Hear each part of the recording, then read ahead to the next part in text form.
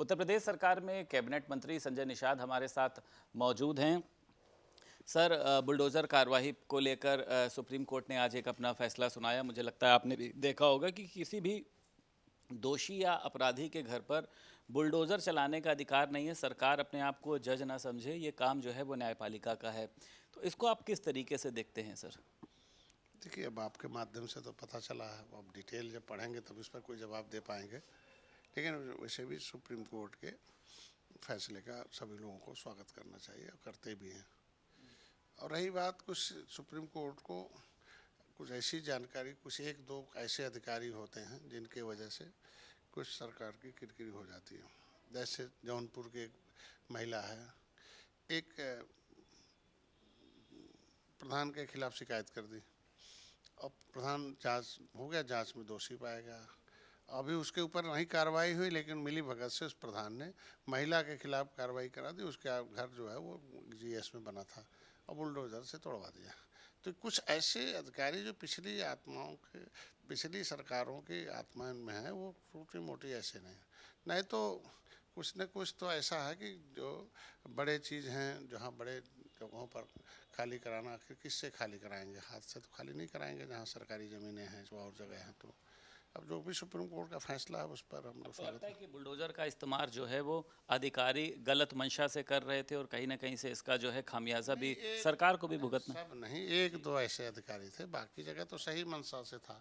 लेकिन वो एक दो की गलती की वजह से हमको लगता है सब पर कार्रवाई भाई कोर्ट है जो साक्ष्य रहेगा उस पर सरकार ने सुना है। ये भी कोर्ट ने सर ये भी कहा है कि जो भी अधिकारी इस मामले में लिप्त थे उनकी भी जांच करवाई जाएगी और उनके ऊपर भी कार्रवाई करी जाएगी।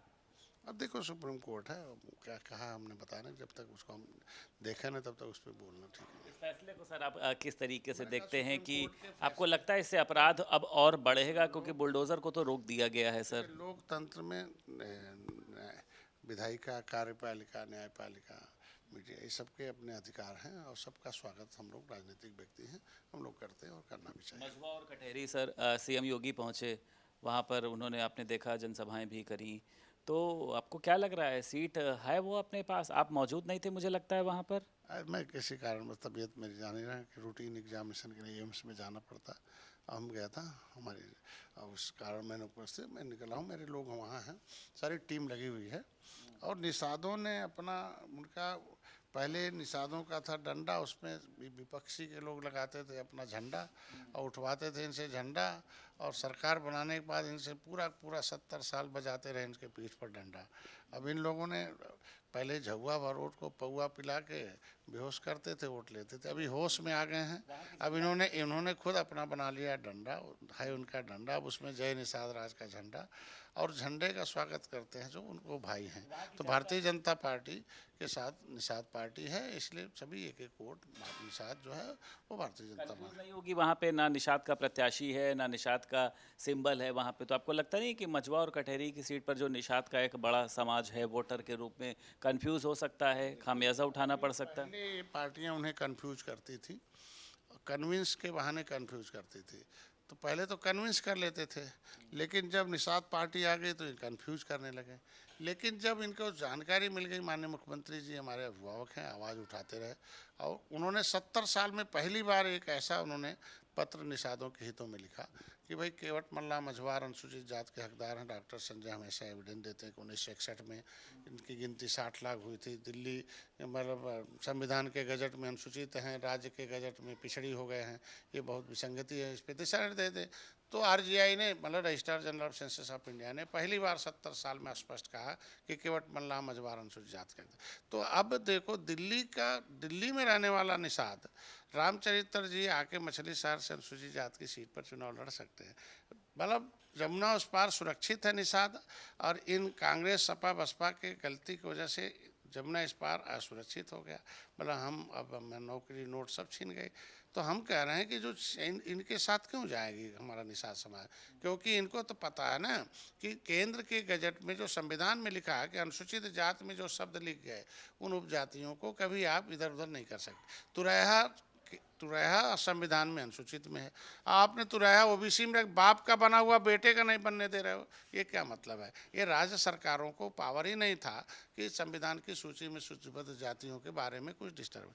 राज्यपाल ने उत्तर प्रदेश में निकाल, तो ये सब कुछ अब जान चुके हैं निषाद, इसलिए वो अब इनके साथ नहीं, भारतीय जनता पार्टी को एक वोट पड़ेगा और बम्पर वोटों जीतेगा। प्रयागराज में सर आप देख रहे हैं हजारों छात्र जो हैं वो प्रदर्शन कर रहे हैं अपनी मांगों को लेकर, लाठीचार्ज भी हुआ, 48 घंटे से ज़्यादा हो गए, अभी तक कुछ समाधान नहीं हुआ। तो आपको लगता है कि सर इस पे सरकार को आगे आना चाहिए, सर उनके समाधान है करना चाहिए, नहीं नुकसान सर उठाना पड़ सकता है? माननीय मुख्यमंत्री को मैं धन्यवाद देता हूँ कि अक्सर जो भी मामले उनके संज्ञान में आते हैं उस पर तत्काल कार्रवाई भी करते हैं, अधिकारियों की बैठक भी करते हैं, जो न्यायोचित होता है उस पर कार्रवाई भी करते हैं।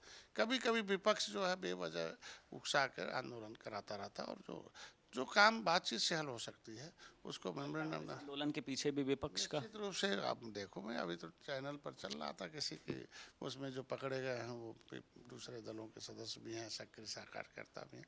तो ये लगता है ऐसा है, तो मैं कहता हूँ कि इस उत्तर प्रदेश को सर्वोत्तम प्रदेश बनाने में युवा आ गया है, महिला आ गया है, यहाँ नौजवान किसान सभी आ गया है, तो सबको मिलकर आगे बढ़ाना चाहिए उत्तर प्रदेश में। दीपावली के बाद एक बड़ी बैठक होनी थी, आपने बताया था आपके निषाद समाज को लेकर, दर्जा दिलाने को लेकर, क्या इसको लेकर सर कोई अभी तक चर्चा हुई? चर्चा चल रही है अभी, चूँकि मैं भी थोड़ा तबीयत खराब थी और दीपावली के बाद अब चूँकि चुनाव टल गया था और बड़े चुनाव भी हो रहे हैं और राज्यों के, तो अभी तो मिल के आया हूँ माननीय धर्मपाल जी से, तो इस पर चर्चा चल रही है। निषादों के हितों में हमेशा भारतीय जनता पार्टी खड़ी है, उनके सम्मान को हमेशा उनके लिए पहल कर रही है, और ये पहल इसी के परिणाम है कि 70 साल में हमेशा लोग कहते हैं कि तुम्हें शामिल कर रहे हैं कि, लेकिन माननीय मुख्यमंत्री ने पूछ लिया कि ये शामिल हैं कि नहीं हैं, तो आरजीआई ने लिख दिया कि ऑलरेडी शामिल है, अब लागू पर। तो हमें लोगों को आश्वस्त है कि इस तरीके से Bharatiya Janata party upper caste को 10% दिया, महिलाओं का लिखा, उस तरीके से इनका संवैधानिक लिखा हुआ मामला हल करेगी, इस पर पूरा विश्वास है।